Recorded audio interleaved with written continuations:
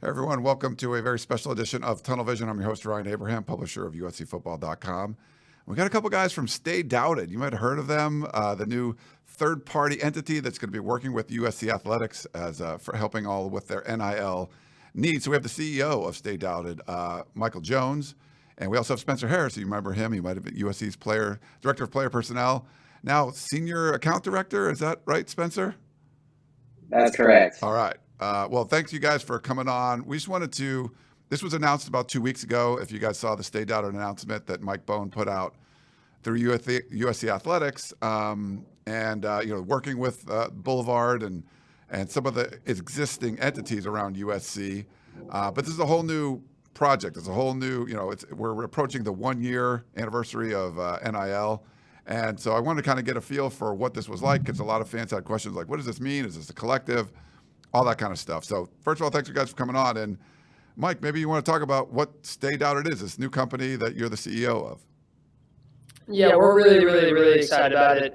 Thanks for having us. And we know that there's a lot of questions. There's a lot been going on in the NIL space over the last now plus year coming up here July 1st. So we're excited to be in this space working with USC. Stay Doubted, it's a media company at its core. Its focus is at the intersection of athlete lifestyle and culture. So for us, we think that there's just a gap in content for casual to avid sports enthusiasts that want to see what the athletes are doing off the form of competition. So their passion area is beyond sport, and we've come in to really be able to create content and programming right there at that intersection of what they have going on. That's kind of what Stay Doubted National is focused on. Stay Doubted also is, what we're here for today is starting to get into our regional properties, and launched our first one with USC called Boulevard. And, we're really excited. The LA market's massive. I just put something out the other day on social about just the opportunity in such a dominant market when it comes to content, media, everything is there in LA. And that's why we're here, and we're excited to be able to kind of work with USC on it. And Spencer, you were working for USC. I guess now still part of it. You still got your USC gear on and stuff. What's kind of your role, and how did this come about, where you made the switch from working for USC to now being part of this NIL business? Right. Yeah. Still rocking the SC polo. Still Cardinal and gold, and really supporting the Trojan movement. But I've had an opportunity to work with Mike over the last couple of years in different avenues, and with the trend in NIL and where this is going in college football recruiting, I saw this opportunity as I could be a part of getting this right for USC football. NIL and the potential here in LA and USC is unlimited, and in recruiting nowadays, it is so important to have a clear structure, clear program for how you're going to support your players in this NIL space, and making this move from going, working in player personnel where it's talent acquisition and roster management, player evaluation, to this new side where we are still have an idea and a concept of how to acquire players and what's important in recruiting. So I really saw this as an opportunity to kind of take the next step in my career as well, but also be a part of this new phase of college athletics and college football and recruiting. Yeah, it's kind of a crazy space, the wild, wild west out there. Some people describe it, and that's why there's just so many questions. There's these huge numbers being thrown out, but maybe if you guys want to walk through, it hasn't launched yet, right? But like a typical process of what would happen if, you're approached by a student athlete, or how this would kind of work, for the USC student athletes. Yeah, I mean, that's a great question. It will launch here in August for this upcoming fall, and we have a lot of things that we're working on behind the scenes to get ready for that. But in your mind, I know a lot of people, the number one question is asked is like, are you not a collective? Where does that, and the word collective has really just been, coined in the last 11 months, right? That's not a term that no one before July 1st of last year really ever utilized. So we're a media company. And the difference really is at our focus level. A lot of collectives are purely focused on prospective student athletes, receiving, contributions from donors or stakeholders and utilizing those funds to, in some form or fashion, disperse to student athletes, and that is their peer focus. Boulevard kind of has that same model. We will have a membership program where fans can sign up for different tiers. Based on each tier is, kind of the amount that they contribute each year annually, and they'll get different perks accordingly, right? So if they contribute more, there'll be more memorabilia perks and things of that nature. So we still have that same opportunity to really grow a pretty large membership, get dollars in, and then obviously deploy those into student athletes' hands, which I think is exciting. But when you look at LA and you look at the opportunity, there's a whole nother side of Boulevard that is doing non-exclusive representation. So every student athlete will be able to have representation. Previously, only 3% of student athletes at USC had representation. Now they'll all have an option for it. Obviously, the elite level talent that USC has, some of them have already gone out there and have agents in their corners. We have great experience. There's a great picture of Caleb working with all of the major, representation firms that you can think of. We have relationships with and are excited to work with them hand in hand. I don't think this is something where we compete against them. If anything, they're excited that we're here because we can work together in a collective form and fashion to bring those student athletes opportunities. So there's a representation side where we'll be able to bring athletes opportunities from USC's current partners, future partners, as well as just facilitate competitor brands that may not have a larger opportunity with USC at the moment.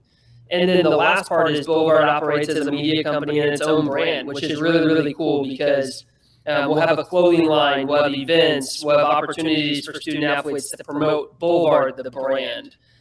So if you look through the ways that a student athlete can be paid, they can be paid for doing a representation deal that we have for them. They can be paid for showing up in an event that Boulevard puts on, for repping Boulevard merch, for being in a content series that we create for them. And then we take that series and we go and sell it to our brand partners and get even more additional dollars and share those dollars downwards. So are we a collective? The answer is no, we're not. But I think we're a much more powerful version of what that model is trying to do. When you hear the word collective, it's just the focus now that what we've seen, at least on social media, different aspects, is really on the prospective student athletes. And you guys are it's fair to say you guys are focused on current student athletes. It's not about any kind of enticements to become, I mean, I guess if it's successful, you're like, hey, you can come and you're gonna be part of this, but you're not, there wouldn't be like campaigns for any prospective student athletes, I guess you could say. That's correct. And I think nowadays in recruiting, you don't have to be. We're going to abide by every single NCAA rule, but all you have to do is focus on your players and how you're going to support your players, and you use that in recruiting as the potential that they will earn when they step on campus at USC. USC sells itself. It has a lot of great things about it that not all schools can compete with, whether it's the academics, whether it's the geography, whether it's the program tradition. And now you add that sell of NIL at the highest level for our current players, and that'll affect recruiting indirectly. Now that makes sense. For the fans, USCfootball.com, we've been doing this for a long time. We sell subscriptions. They want to get information and stuff. This is a way, and I think a lot of times, we're not part of USC, but sometimes fans feel like they're supporting USC, but we're trying to make it clear, like, hey, we're covering USC. This is direct support to student athletes, it's not like I'm giving money so they can build a bigger wing on Heritage Hall or whatever. Like, this is really money that's going to student athletes' hands.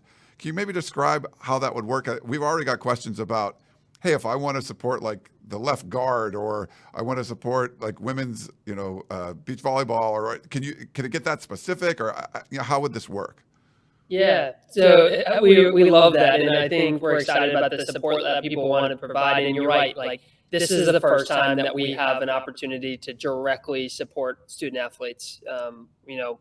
And what I would say is there's going to be different membership tiers, and when you sign up for your membership tier, you have an option to be able to select where you want 50% of the funds to go. So 50% can be dictated towards a specific sport.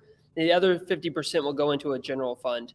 That allows us to be able to use that general fund portion to be able to address different needs that come up at the athletics level of, hey, women's sports needs more, or football needs it here, or women's basketball or men's basketball. Like, we'll have the ability to be flexible and address needs based on marketability of athletes as they come in. But you will be able to dictate, if you want 50% of it to go towards a women's sport, that will be an option. And we will then utilize those dollars accordingly to either pay for the student athletes to be, part of the membership tiers and what they offer. So, one of them is signed memorabilia. So, we'll obviously be able to compensate a female student athlete for signing memorabilia or being part of something. And, that would be the way that we could utilize those dollars. So you can get creative with it. And we're excited because we've heard great feedback from people that want to individually support a specific sport, but also a lot of people that are just like, hey, I want to just support Boulevard entirely. We understand you guys know the needs, and they're doing it in that form. Interesting. Yeah. There could be a bunch of money coming in. Kind of what is the main path for if you're a rower, or you're a football player or whatever? Do you guys approach them and like, hey, there's a potential for a deal here, or just kind of general things? Like, how does that sort of work when you have like this pool of money? And, there's a whole bunch, I don't know how many student athletes USC has. They have 21 sports. There's a lot of student athletes there. Yeah. Almost 600 student athletes. Okay. So I think the reality is and we said this, and we told the internal teams this, and even the student athletes, if you didn't have marketability yesterday, just because Boulevard's come in, it doesn't mean that you suddenly got marketability. So we're going to do a lot of education and teaching them how to build a brand and how to actually become marketable so that brands look for you. But we can also put on all student athlete based events. So an event where all student athletes are welcome to come. And if you show up, you can get compensated accordingly. Boulevard is able to put that on, and the wonderful and very generous contributions that we're getting in from the fan base is allowing us to do that. So there will be opportunities that all student athletes will have, whether that's group licensing, events, merchandise, sharing of revenue splits. Like, there's a lot of ways that all student athletes could be impacted. So this is something that's exciting because I think currently, it's pretty top heavy. I think the top 10% is all put into a very small amount of actual athletes on the football and men's basketball and women's side. But now there'll be opportunities for all student athletes. No, that definitely makes sense.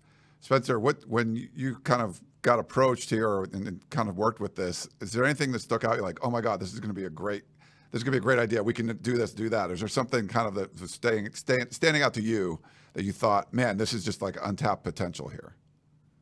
Yeah, I think it's what separates USC, and it's the Trojan family, and really trying to tap in to the network and the business community of Los Angeles, and how anxious Trojan supporters have been to help in this space, and have now finally have the opportunity to have access to student athletes like they've never had before, and directly support them, and not just financially, but with tax and legal education, internship opportunities.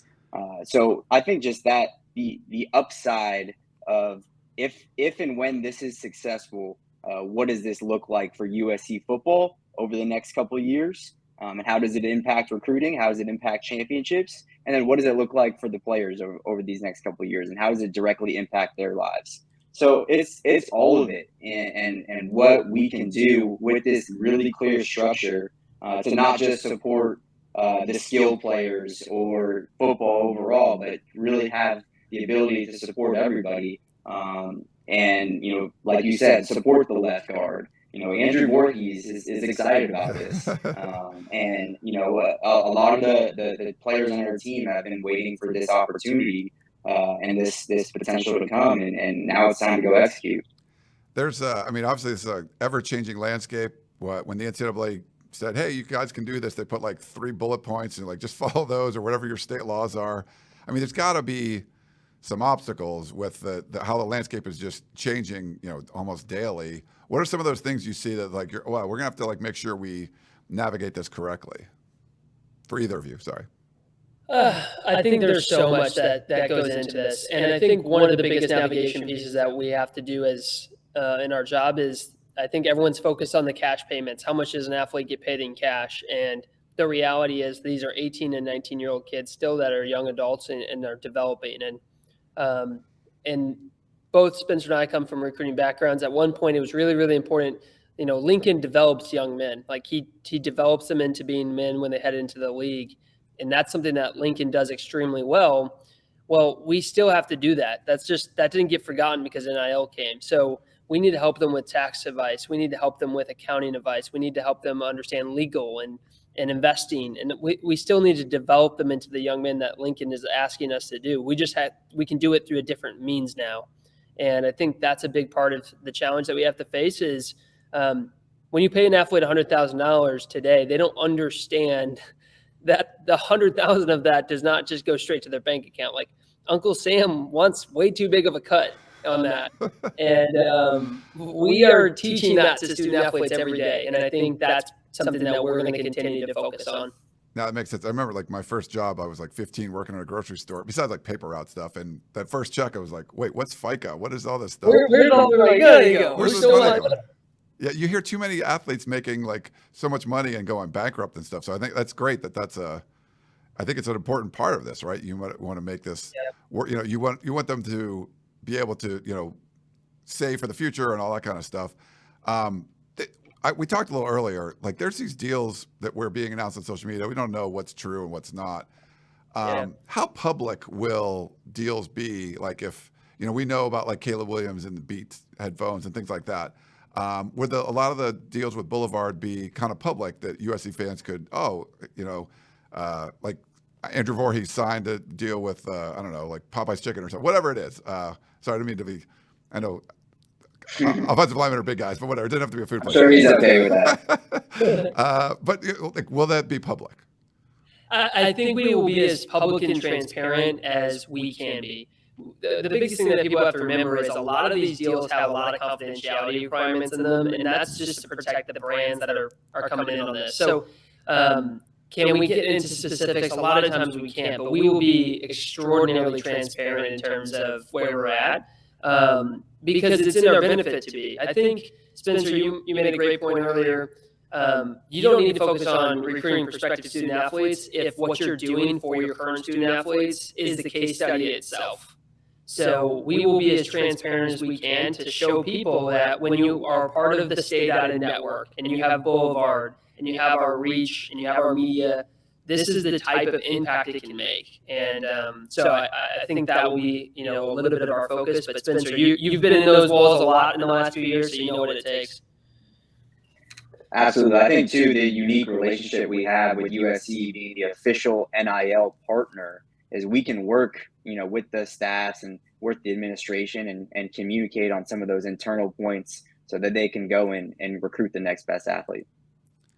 As far as like exclusivity, that was one of the things I read in the release that you guys, they can like opt in. Maybe, I don't know if you want to describe that process, but if you help Caleb Williams sign some autograph deal, it doesn't take away his Beats or any of those other deals that they have signed like that. So maybe if you want to talk about that process a little bit, either one of you guys.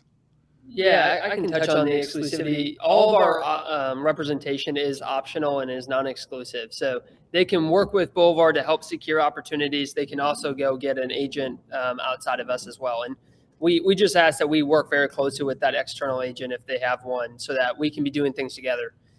You never want to be pitching Pepsi and pitching Coke at the same time. So we'd be, conscious of that and talking with them on what those opportunities are. But the reality is one thing that USC, and they have a great team with Playfly, their multimedia rights holder. USC's been doing this for a very long time. A lot of schools have. The cool part is now there's an official partner on the NIL side, so we can work closely with Playfly. They have huge sponsors like United Airlines, and we have a couple that have already reached out that want to say, hey, we've supported USC, the entity and the brand, for a while. We now want to take this down to the student-athlete level. There's a professional organization, Stay Doubted, that does this day in and day out, that's built for this, that didn't just form in July 2nd to be a collective by saying, oh, now we're going to funnel money. Like, this is an actual industry. We've managed tens of millions of dollars in media dollars. We understand when we're talking to a United Airlines and talking to their senior team, what they're looking for, how they're looking for it, and it gives them confidence to truly spend that money in a proper form and fashion. So we're excited about that, and because USC is such a big brand, they have such amount of big brand spending that's taking place around it. As an official partner, as Spencer mentioned, we can work directly with Playfly, we can work directly with administration to navigate those waters collectively. We mentioned a couple of times, like there's some huge numbers thrown out there. The Saban and Jimbo Fisher feud thing going on, where they're like a $30 million like recruiting class and stuff like that. Yep. Do you guys cringe when numbers? Cause I don't believe most of the numbers, but I don't even know if Texas A&M wants to know that number's out there, because if that's not really what it is, and the recruits coming in next year are like, hey, where's mine? But you guys cringe when there's stuff like that. There's just it's probably just an agent or somebody making something up. And it probably makes your jobs like a little bit harder. Absolutely. I mean, I think I hope everybody takes social media and what's put out there by anybody with a grain of salt, because it's usually fabricated in some sort. But it is tough, and it makes it tough with recruits. It makes it tough with coaches, because it's hard to disseminate between what's real and what's not real. So yeah, it's difficult and not ideal for anybody. You're like, hey, where's my $2 million? Like what? Yeah. Wait, hold on.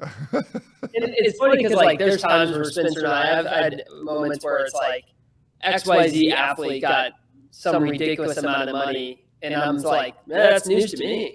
Like, wow, I didn't know I actually helped negotiate that deal. Like, I didn't know it was that much. Like, it's always funny to be on this side sometimes about some of these stories that get put out, and you're like, where did they get that? Like, why did they get put out? But the reality is, I mean, I had the privilege to work at Texas A&M football, and I understand they have a great fan base. They have a lot going on there. I mean, by all means, and some of these numbers may be true that they have, right?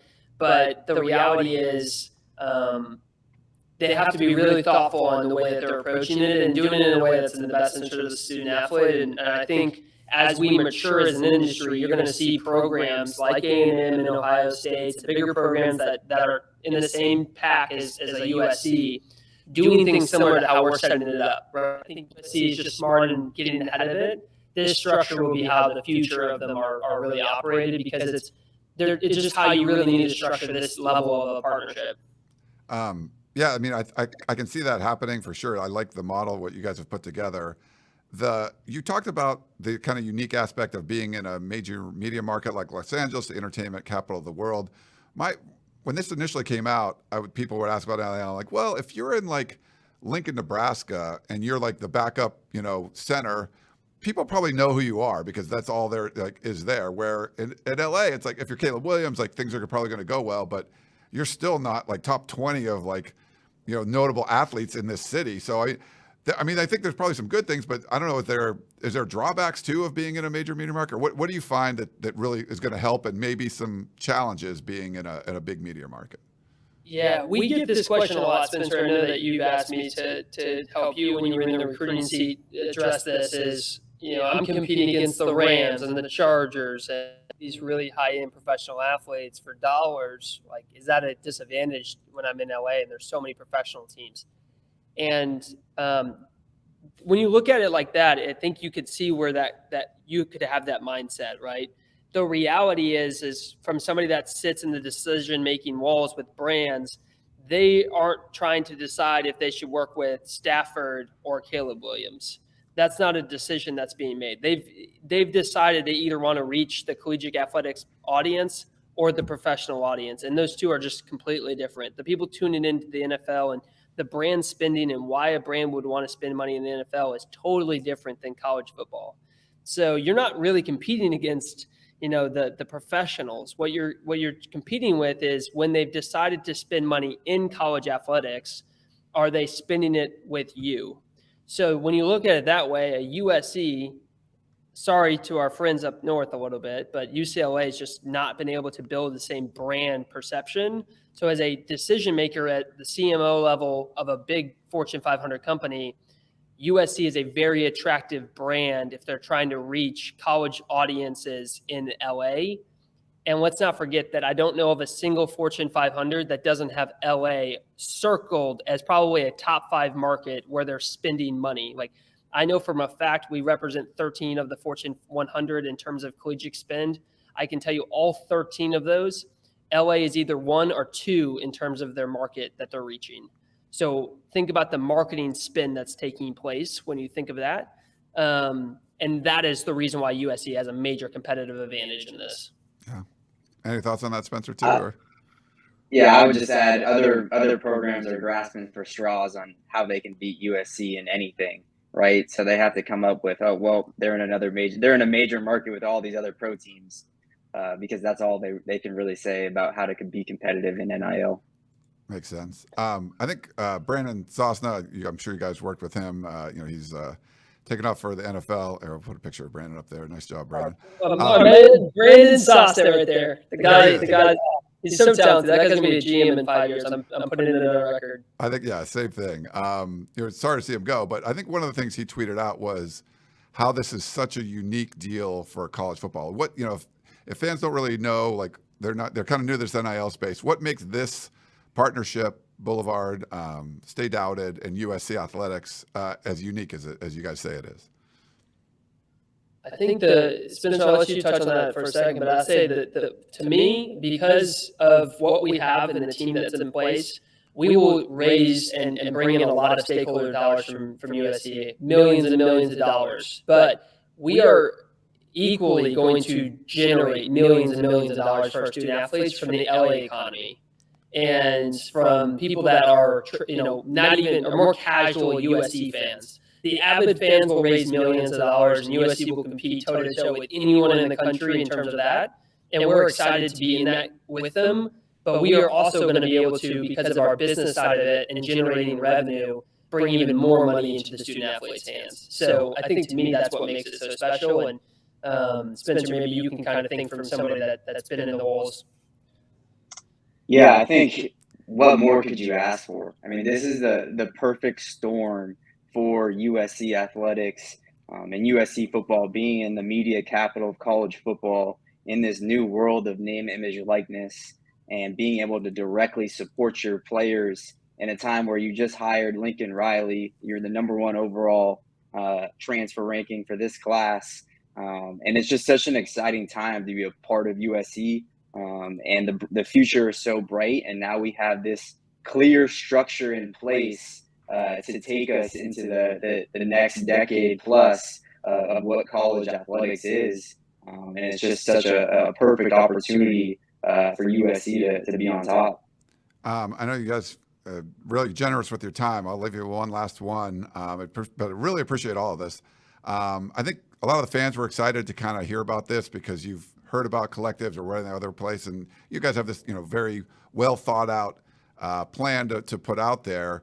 How have the student athletes that you've talked to responded to this? Are there people excited in Heritage Hall and the John McKay Center about some of the opportunities that'll be coming up starting this summer? Spence? Yeah, I think they're ready to go. They are ready to go. I mean, it's hard to be a college student athlete nowadays. They have a lot on their plate, and they would like to be supported in more ways than one. And having this opportunity to get a few extra dollars in their pocket and build their brand and have these resources around them, they are ready to go, anxious, and want to do anything possible to be a part of it. Yeah, I'll say this on the end note, and for fans that are listening, this came out on a Wednesday a couple weeks back. I can tell you that this has already started to help recruiting. Now, we can't have those conversations with those prospective student athletes, but we can hear through the grapevine from our coaches that can speak to them directly and can inform them of what Boulevard's going to be able to do for them when they show up. And if you're a fan and you're anxiously watching those recruiting boards saying, can we close the #1 class in the country, Boulevard is definitely going to be able to make a dent in doing that. And the email is blvd@staydoubted.com. Is that where people can get involved? Yeah, so we'll be sharing a ton more information on how do you sign up for memberships, how do you donate. But if you're really anxious and you want to get ahead of it before August, email boulevard@staydoubted.com. You can also follow us at Runway Boulevard on Instagram, TikTok, Twitter, whatever socials you're on. But yeah, shoot us an email. We'd love to talk with you. But more information coming in August. Yeah, I think Lick and Riley mentioned it during the Salute to Troy. So I don't know if you guys saw a bunch of emails coming in from that one. It's probably was helpful. We did. keep them coming. Well, guys, I appreciate it. Mike Jones, Spencer Harris with Boulevard, Stay Doubted. Really, thanks for coming on the show, and I think this has been very helpful. Hopefully, the fans enjoy it and they can keep in touch with you. We'll definitely be watching on social media and see how this develops. So it's a really exciting time, and it's good to see USC kind of getting involved in this way. Yeah, I appreciate it, Ryan. All right. Thanks, guys. Thanks, Ryan. Thanks, everyone, for tuning in. Hope you enjoyed the show, and we will talk to you next time.